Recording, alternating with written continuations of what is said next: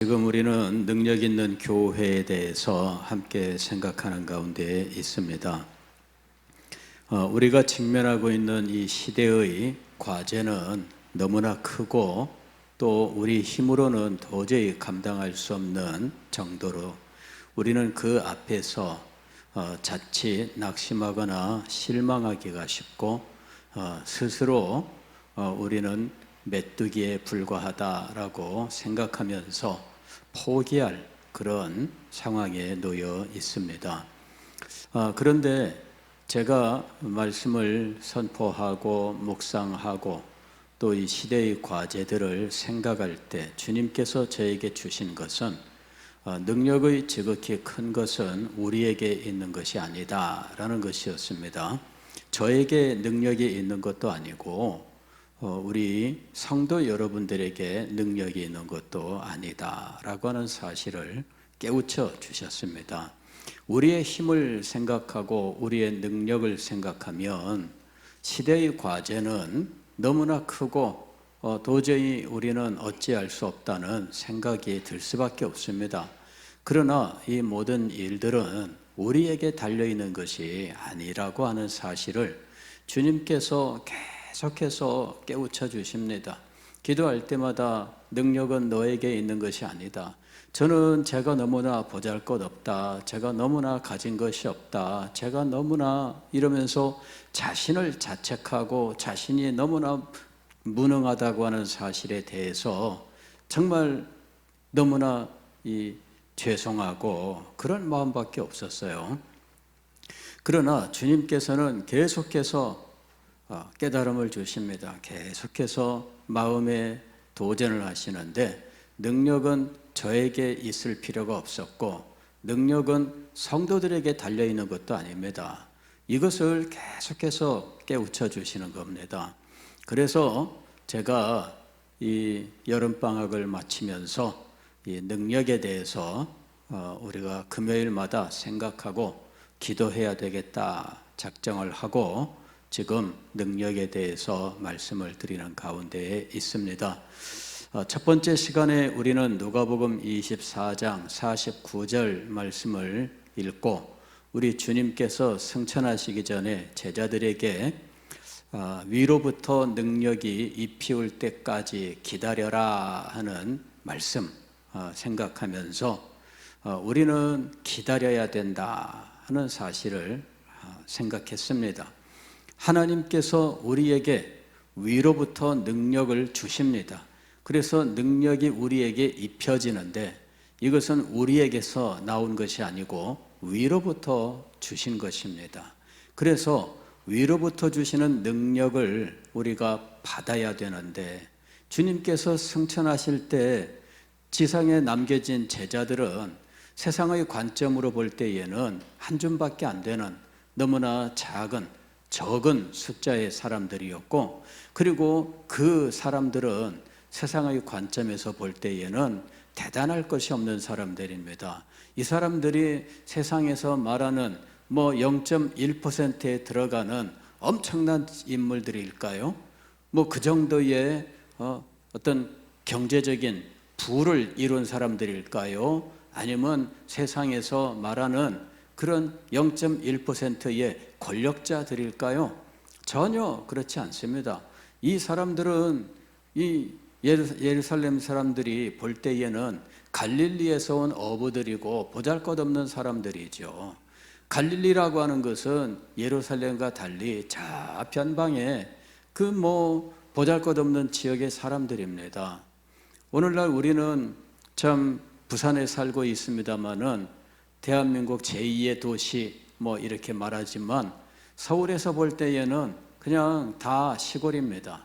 저도 서울 살면서 대학 시절에 부산에서 올라온 친구가 있었는데 그 친구한테 이제 학기 끝나면 방학 시작할 때 꼭 물었던 게 야, 시골 언제 가냐? 이렇게 물었습니다.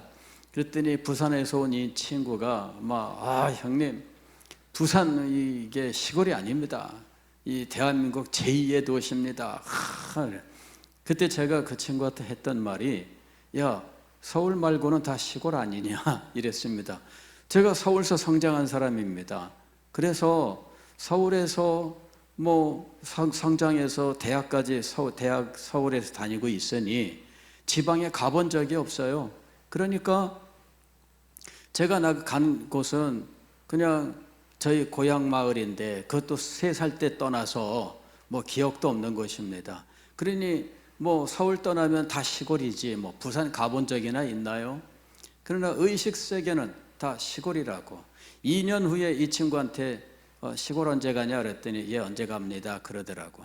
그래 왜 이제는 대한민국 제2도시 말하지 않냐 그랬더니 하도 많이 시골 얘기를 들어서 이제는 말하는 것도 자기가 입이 너무나 아프대요. 할 수 없이 이제는 포기하고 그냥 자기도 받아들였다 이러더라고요. 예, 갈릴리가 예루살렘 사람들 입장에서 볼 때에는 뭐 그럴 수밖에 없어요.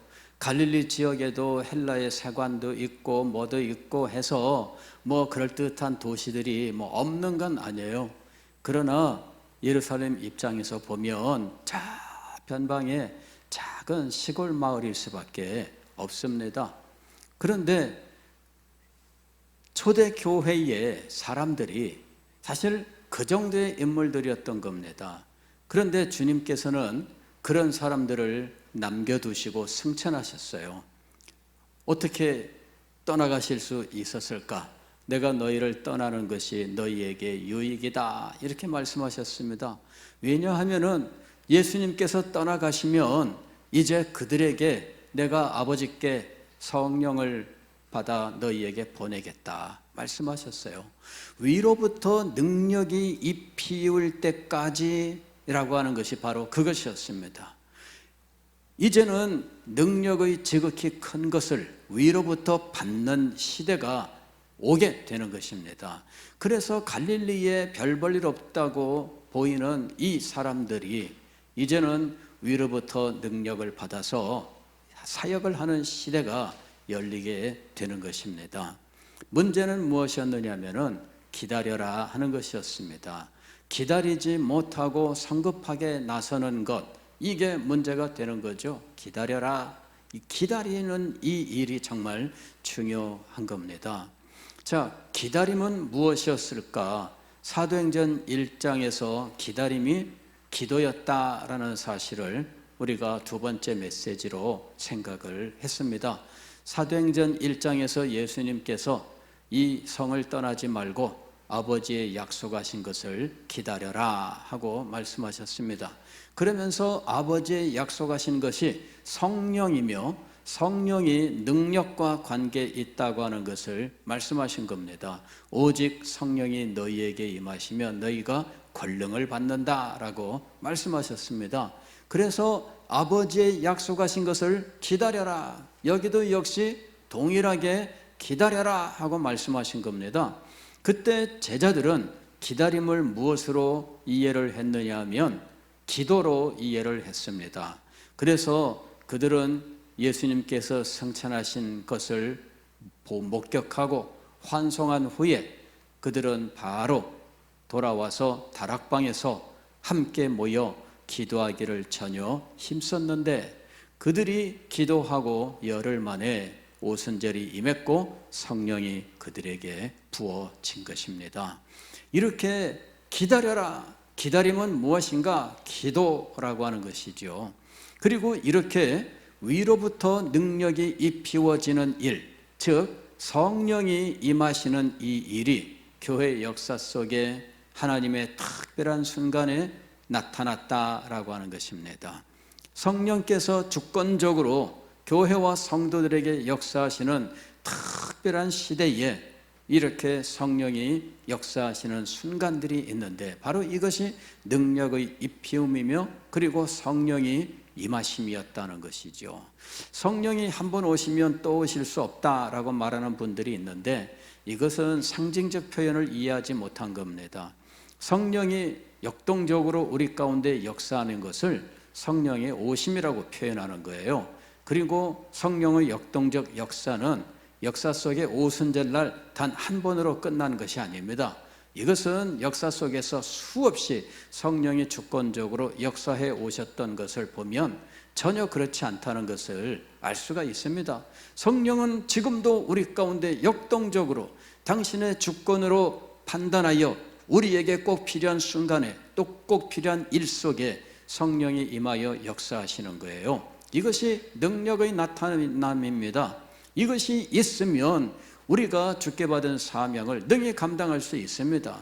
산이 높다고 하여 못 넘을 리가 없고 바위가 크다고 해서 움직이지 못할 일이 없습니다. 능력이 임하면, 즉 하나님의 성령이 특별한 뜻을 가지고 이곳에서 역사하시면 모든 일들은 주님의 능력으로 이루어지는 것입니다. 오늘 우리가 읽은 스가랴서 4장의 말씀은 이것을 말씀해주고 있습니다. 지금 스가랴 선지자가 환상을 보았습니다. 그런데 이 환상은 메노라의 환상이었습니다. 메노라는 무엇이었느냐 하면은 등잔입니다. 등잔. 성전 그 성소 안에 이제 7개의 이 등잔을 가지고 있는, 가지를 가지고 있는 그 이 등불이 있었는데, 어떤 경우에는 촛대, 금촛대 이런 식으로 이야기하는데, 아니면은 금등잔 그런데 이게 촛대는 아닙니다. 촛대는 뭐냐면은 촛불인데 촛대는 아니고 이게 등잔입니다. 기름과 그 심지가 있어서 기름을 붓고 심지에 불을 붙이는데 7개의 등잔이 하나의 기둥에 이렇게 달려있는 이런 형상을 가지고 있습니다. 이것을 메노라라고 부르는데, 이것은 성소 안에 두었고 그 등잔의 불빛이 무엇을 비추느냐 하면은 진설병, 즉 일주일에 한 번씩 갈아내는 이 무교병, 그 위를 비치게 되어 있었던 것입니다. 이것은 주님께서 그 백성들에게 말씀으로써 그 길을 인도하시는 것을 의미하고 있는 것입니다. 말씀의 빛을 비추어 이 양식, 즉 말씀을 가지고 그 삶을 인도받는, 하나님의 백성의 삶을 인도하는 이 성령의 불빛을 의미하는 것이죠. 그런데 이 금촛대가, 그 금등잔이 이제 요한계시록에서는 무엇으로 나타나고 있느냐 하면은 교회로 나타나 있습니다. 7교회가 무엇이냐 하면은 바로 그것입니다. 등잔이에요. 7교회에게 등잔입니다. 그래서 7교회에게 하나하나 7개의 가지가 달려있는 이 등잔이 7교회예요. 그래서 이 교회에게 이제 하나님께서 역사하시는 거죠. 지금 여기에 나오는 이것은 바로 이와 같은 상징을 담고 있는 것입니다. 그런데 이 7개의 등잔 가지를 가진 메노라가 보였는데, 여기에는 등잔에 관이 이렇게 있어서 기름을 공급하는 관이 있습니다. 이 기름은 과거에는 제사장이 기름을 떨어지지 않도록 늘 채워 넣어야 하는 건데, 지금 스가랴의 환상 속에 나오는 이 등잔은 제사장이 기름을 공급하는 형식이 아니라 관이 있어서 관을 통해서 기름이 자동으로 공급되는 상태, 이런 모습입니다. 그런데 이 기름은 관을 통해 공급되는데, 그러면 이 기름은 어디에서 오느냐? 감람나무, 2그루의 감람나무가 촛대 좌우에 있었다 하는 것입니다. 그래서 이 감람나무로부터 감람유라고 하는 기름이 공급되는 거예요. 감람나무는 그냥 우리가 쉽게 이야기하면 올리브예요. 올리브 나무가 감람나무입니다. 그래서 올리브는 열매를 그냥 그 피클식으로 만들어 쓰기도 하잖아요. 먹어보면 맛이 우리하고는 좀 그렇지만 고기랑 먹으면 그 개운하게 만드는 역할을 해요. 그래서 열매를 조리로 해서 쓰기도 하지만 주된 용도는 무엇이냐면 올리브 유, 기름입니다. 기름을 생산하는데 이 올리브 열매를 사용하는 거죠. 그렇게 해서 오늘날 우리나라에도 올리브유 얼마나 많이 요새 사용하고 있습니까? 자, 이 금 등잔 메노라에 좌우편에 감람나무가 있습니다. 이 감람나무는 무엇을 위하여 있느냐? 올리브유를 위해서 있는 겁니다. 그 기름이 이 등잔의 관을 통하여 끊임없이 공급되고 있는 겁니다. 그렇게 해서 등잔의 불이 꺼지지 않고 환하게 밝아져요. 이는 교회를 의미하기도 하고 하나님의 인격적인 인도, 즉 말씀을 깨닫게 하여 말씀이 우리 속에 역사하여 우리를 인도하시는 하나님의 인격적인 인도를 의미합니다. 이 모든 것들은 성령의 역사를 의미하는 것이죠. 이 환상의 결론이 무엇이냐면은 6절의 말씀이었습니다. 그가 5절 보면은 내게 말하는 천사가 대답하여 이르되 네가 이것들이 무엇인지 알지 못하느냐 하므로 내가 대답하되 내 주여 내가 알지 못하나이다. 그래서 알려주는 거예요. 이 환상의 의미가 무엇이냐? 6절입니다. 그가 내게 대답하여 이르되 여호와께서 스룹바벨에게 하신 말씀이 이러하니라. 만군의 여호와께서 말씀하시되 이는 힘으로 되지 아니하며 능력으로 되지 아니하고 오직 나의 영으로 되느니라. 이것이 이 환상의 의미입니다. 지금 여기 스룹바벨이 등장하고 있는데 스가랴 선지자가 말씀 사역을 하던 그 당시에 이 유대 백성들, 바벨론에서 귀환한 유대 백성들의 지도자는 스룹바벨입니다. 대제사장은 여호수아입니다. 그런데 이 스룹바벨이 지금 백성들을 이끌어 지금 성전을 건축하는 일을 시작하는 상황입니다. 그런데 너무나 힘에 부치는 일입니다. 그들이 이미 20년 전에 이곳에 왔는데 20년 동안 못한 일입니다. 처음에는 의욕이 넘쳐서 얼른 기초를 파냈지만 그러나 주변 민족들의 방해가 있고 당장 먹고 사는 문제도 쉽지 않고 그러다 보니 그곳에 정착하는 과정도 얼마나 힘들고 어려운지 그런 일들을 처리하다 보니까 20년 동안 성전을 짓지 못하고 있었습니다. 그래 겨우 학개 선지자 스가랴 선지자의 말씀으로 이제 성전 건축을 시작해야 되는데 그런데 이게 너무나 힘들고 어려워요.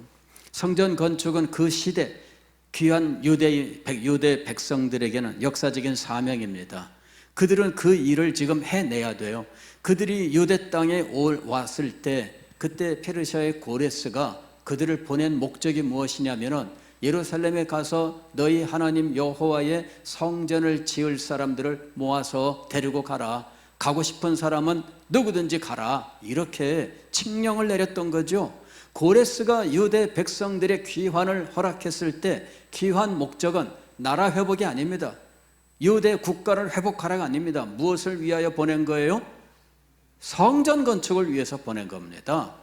그들에게 주어진 것은 성전 건축의 사명이었습니다. 이것이 그들에게 주어져 있는 역사적인 사명입니다. 20년 동안 그들은 그 일을 감당하지 못했습니다. 그리고 이제 그 일을 이제 선지자들의 말씀 선포 속에 백성들이 회개하고 이제 시도를 하려고 하는데 막상 일을 하려고 하니 20년 동안 못했던 일 지금이라고 할 수 있겠습니까? 안 되는 거죠. 너무나 힘들고 어려운 일입니다. 너무나 거대한 일입니다. 과거의 성전을 생각하면 지금 성전을 어떻게 그렇게 지을 수 있습니까? 안 되는 일입니다. 그래서 도무지 인간적으로 판단할 때 되지 않아요. 지금 온 사람들이 5만 명이라고 하지만 다 먹고 살길 바쁜 사람들이지 성전 짓는 일에 무슨 힘을 쓸 수 있는 상황입니까? 그들은 그럴 능력이 없어요.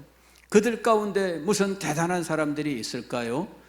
귀한 백성들 와서 살다 보면 다 평등하게 똑같아지는 것이지 무슨 별다른 사람들이 있겠습니까? 그러니 이 성전 건축을 지금 할 수 없어요. 역사적인 사명이지만 할 수 없습니다. 그래서 낙심하고, 그래서 실망하고, 그래서 답답해하고, 그래서 밤잠을 못 이루고 그러는 상황이 스룹바벨에게 지금 다가온 겁니다. 그때 스가랴 선지자를 통하여 스룹바벨에게 주시는 말씀입니다. 환상의 의미는 무엇인가? 스룹바벨에게 말하라 하는 것입니다. 그가 내게 대답하여 이르되 여호와께서 스룹바벨에게 하신 말씀이 이러하니라. 어떤 말씀일까요? 이는 힘으로 되지 아니하며 능력으로 되지 아니하고 오직 나의 영으로 되느니라. 힘은 무엇이냐면은 군대를 의미해요. 이 힘은 즉 많은 숫자예요. 군대는 일단 숫자가 많아야 돼요. 그리고 군대의 힘은 무기, 또 이런 병거, 이런 것들이 있어야 되고, 마병, 말이 있어야 돼요. 그러나 기본적으로 숫자입니다. 그 무엇이든 병거도 숫자고, 창과 칼도 숫자고, 군사도 숫자입니다. 숫자가 있어야 돼요. 이게 없으면 전쟁에서 승리할 수 없어요.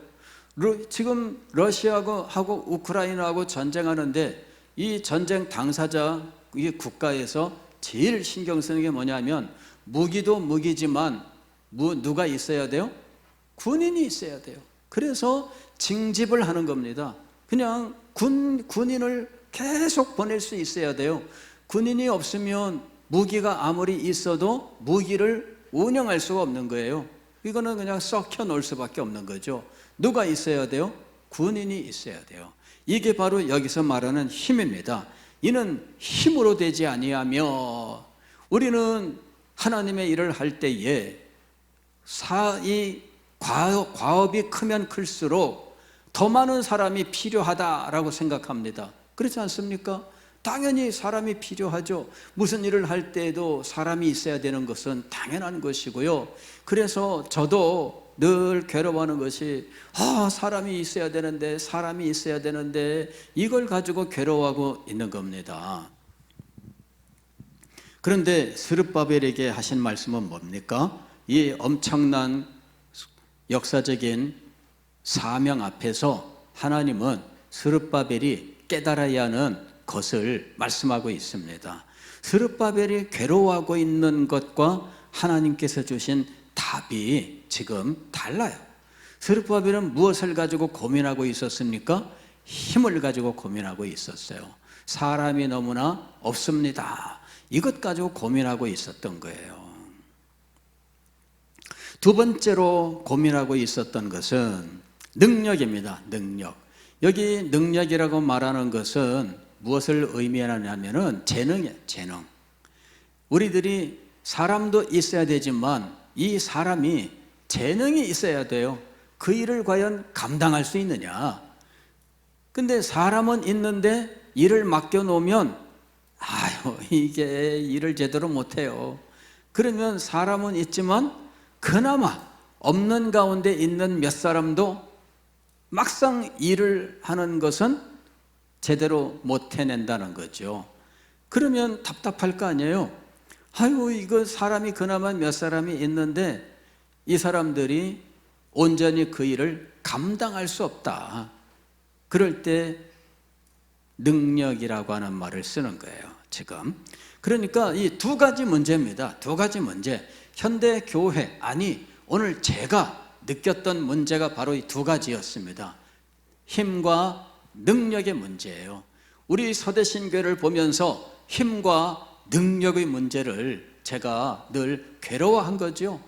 우리는 숫자도, 우리는 일을 제대로 해낼 수 있는 사람도 너무나 힘들고 어렵다. 이 과제를 어떻게 감당할까? 정말 우리에게 주어져 있는 이 과업이 얼마나 큽니까? 지금 제가 여러분들에게 두 가지를 제시했습니다. 먼저 제시했던 것은 다음 세대를 믿음에 세우며 진리로 양육하게, 다음 세대를 여러분들에게 제시했습니다. 두 번째로 제시한 것은 영광스러운 예배였습니다. 지금 제가 여러분들에게 시대적 과제로 두 가지를 제시했습니다. 첫 번째는 다음 세대고 두 번째는 영광스러운 예배입니다. 그런데 이 두 가지 다 무엇의 문제에 지금 직면하고 있느냐면 힘과 능력의 문제에 직면하고 있는 겁니다. 여러분, 다음 세대의 문제, 일꾼이 없어요. 교사가 없어요. 교사가. 학생도 물론 없지만, 그죠? 이게 바로 힘의 문제입니다. 그 다음에 두 번째로는 뭐냐면은 교사가 학생들을 제대로 케어하는데 너무나 힘들어하고 있다는 거예요. 이 문제가 무엇이냐면은 능력의 문제입니다. 힘과 능력의 문제, 이것이 현재 우리 다음 세대 교육에 그대로 지금 장애물로 혹은 우리의 부족한 것으로 나타나 있어요. 고민입니다. 어떻게 해야 될까? 여러 가지로 고민하고 있어요. 영광스러운 예배도 마찬가지입니다. 백인의 찬송, 시편, 심포니 해보려고 하는데 처음에는 기쁨으로 했지만 그러나 반복될수록 사람들은 이제는 타성에 젖을 수 있는 이런 상황입니다. 찬양의 능력이 없다면 이는 지금 될 일이 아닙니다. 우리들 모두가 사람도 많이 모일 수 있고 또 찬양의 능력도 있어야 되는데 찬양의 실력이 그렇게 뛰어나고 그렇게 말할 수 없어요. 음악 전공한 사람도 없지요. 사실은 찬양의 열정을 가지고 막 달려드는 사람들도 없습니다. 프로그램을 짜면은 마지못해 그냥 안 하면 안 돼 그러다가 하라 그러니까 그냥 하는 이런 상황이 되고 있습니다. 열정이 있어야 되는데 열정을 가진 사람들이 없다는 이야기예요. 지금 우리가 가지고 있는 이 역사적인 사명, 여러분 두 가지입니다. 첫째는 다음 세대 세우기, 두 번째는 영광스러운 예배를 이루어야 되는 거죠. 그 일을 위해서 지금 힘을 쓰고 있는데 이게 쉽지 않아요. 우리들이 이 노래 실력이 부족해도 오케스트라가 있으면은 다 이것이 소위 커버가 되는데 오케스트라가 어디 있어요? 그러니 그냥 우리의 이 부족한 노래 실력이 그냥 그대로 다 드러나는 거죠. 예? 오케스트라가 있으면 그래도 가려질 거 아니에요?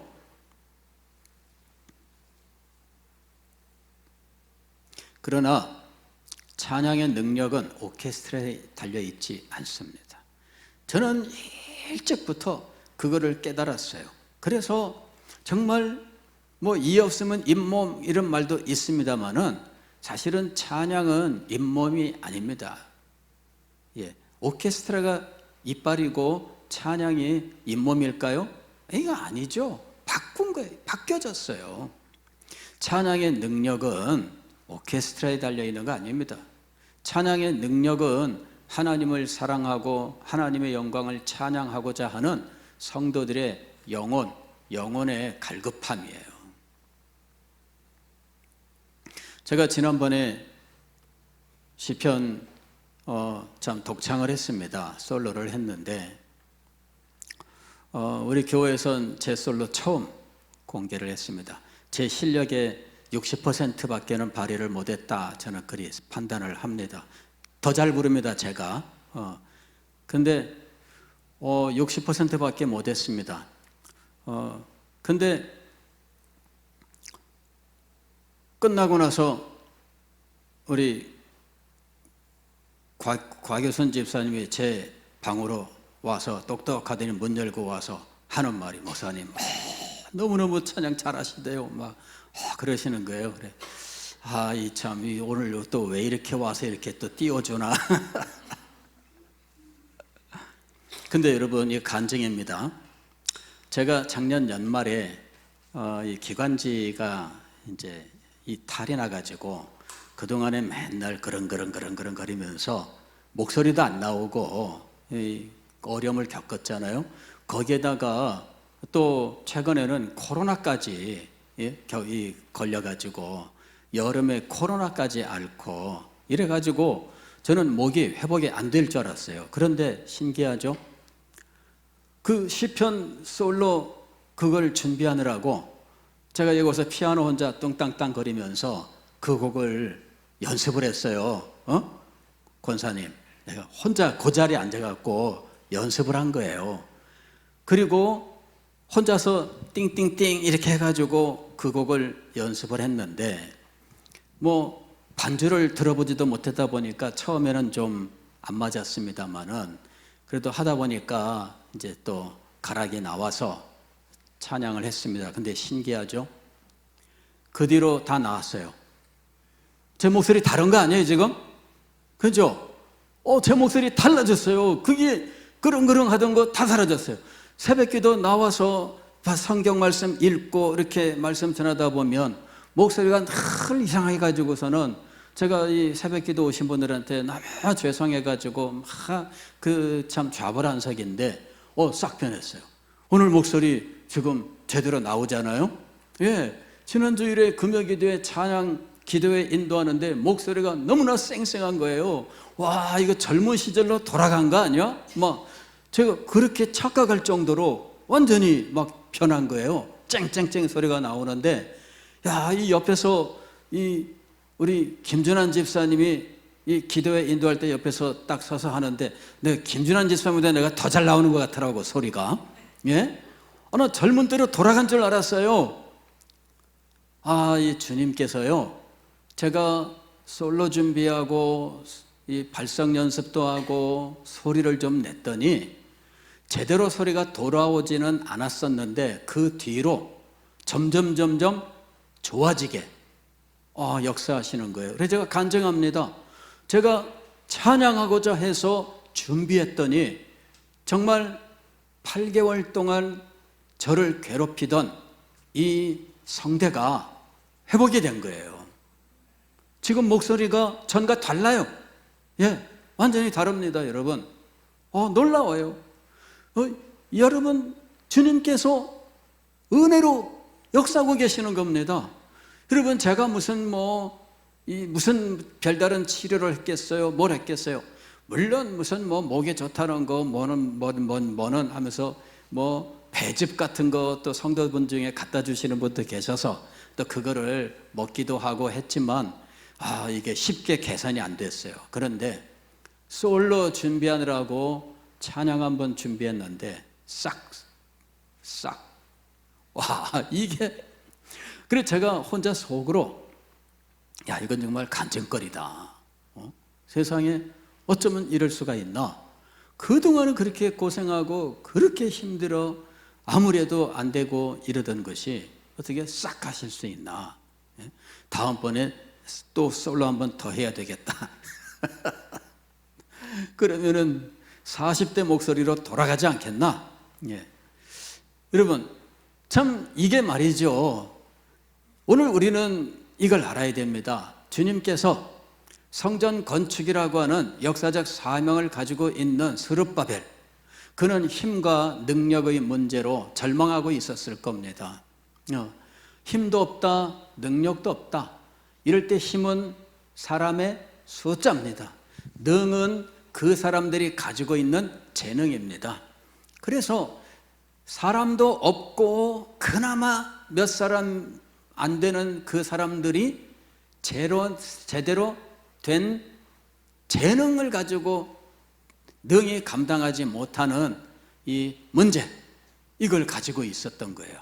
고민하고 괴로워하는 문제, 거기에 대해서 스가랴 선지자에게 환상을 보여 스룹바벨에게 들려주는 말씀입니다. 이는 힘으로도 되지 아니하며 능으로도 되지 아니하며 오직 무엇으로 되는 겁니까?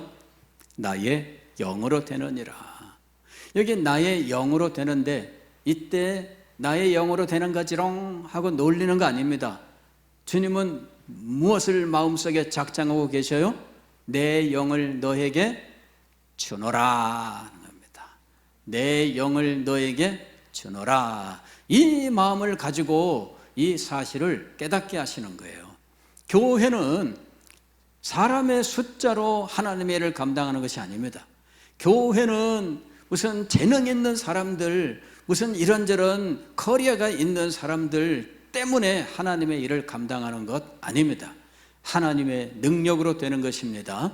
하나님께서 부어주시는, 그래서 우리에게 입혀주시는 능력으로 하는 것입니다. 즉 하나님께서 우리에게 성령을 부으실 때 교회는 하나님께서 주시는 사명을 감당할 수 있습니다. 오늘 우리가 이 믿음을 분명히 해야 됩니다. 우리가 가지고 있는 역사적인 사명, 제가 여러분들에게 두 가지를 제시했습니다. 하나는 다음 세대를 세우는 일입니다. 둘째는 영광스러운 예배를 드리는 일입니다.